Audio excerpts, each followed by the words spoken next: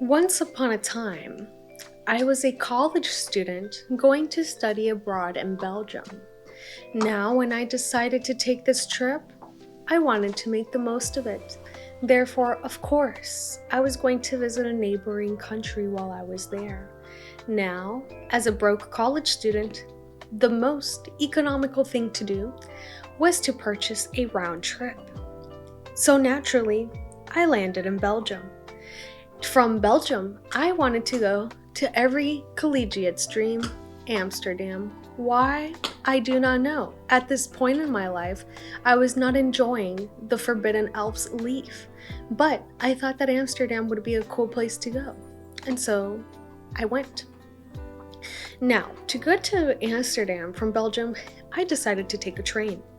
I arrived at the Belgium airport very late at night.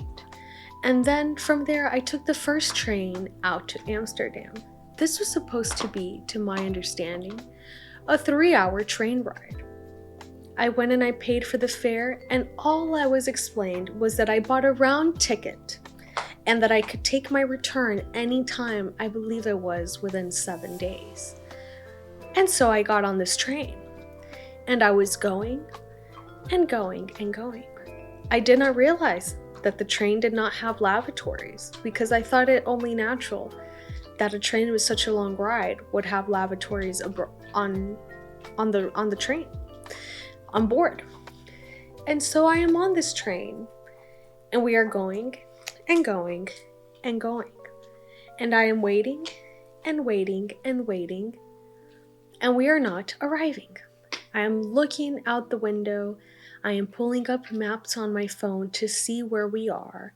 And my friends, my dearest hustlers, I have to pee. I really have to use the restroom.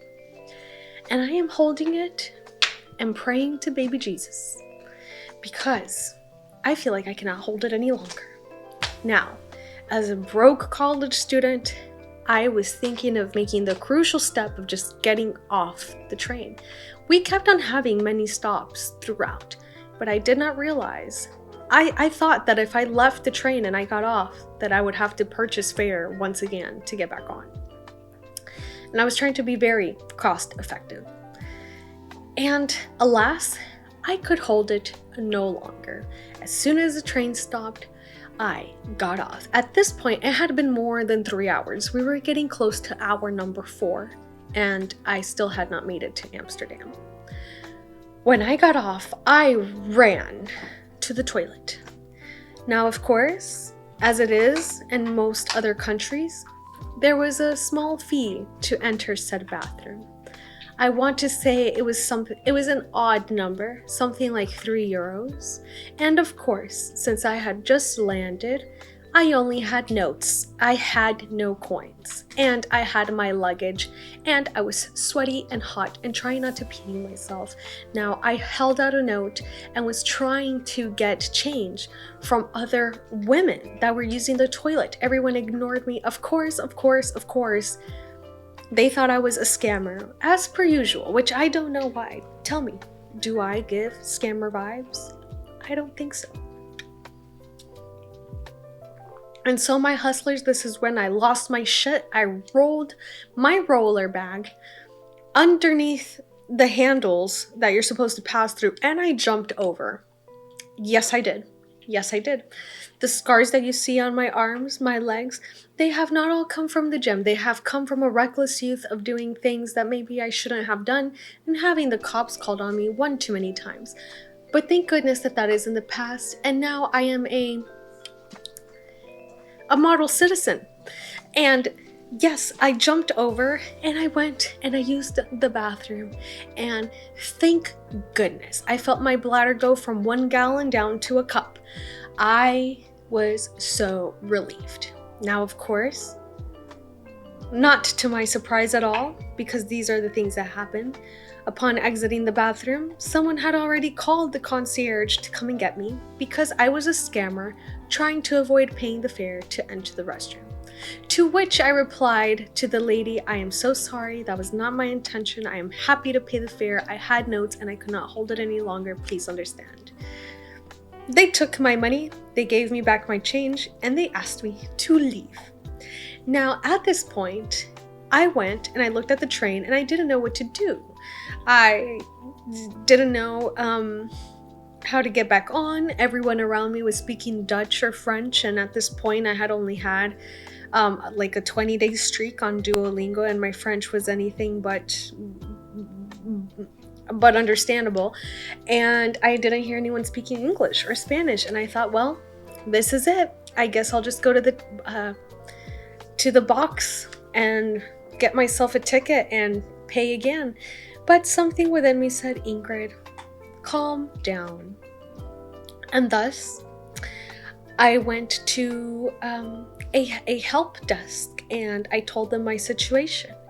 And this poor man, he was just listening to me and he was shaking his head, to which I thought that meant that I was so screwed. And he actually told me, ma'am, you can get off the train at any time and you can get back on with the same fare you've already paid for. You just can't leave the station.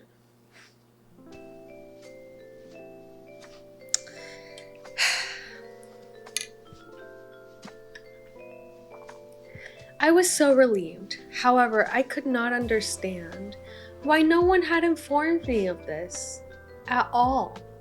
And I went back and I looked at the ticket and I thought, maybe it's written down. Maybe it's my fault. Maybe I didn't read. No, my dear hustlers, it was not. It was not there at all.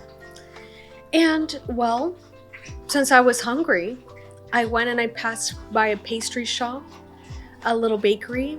I got me some food. I remember I ordered a coffee in French and they did not understand me, but somehow I ended up getting my coffee. And I got back on the train. And then I finally made it to Amsterdam, to which I ended up then being about 3 hours lost, rolling my bag on cobblestones because I had no data. Thank goodness now that we have eSIMs, because my hostel was in an alleyway that didn't have a name because it wasn't a street, so it was a whole thing, but I finally made it.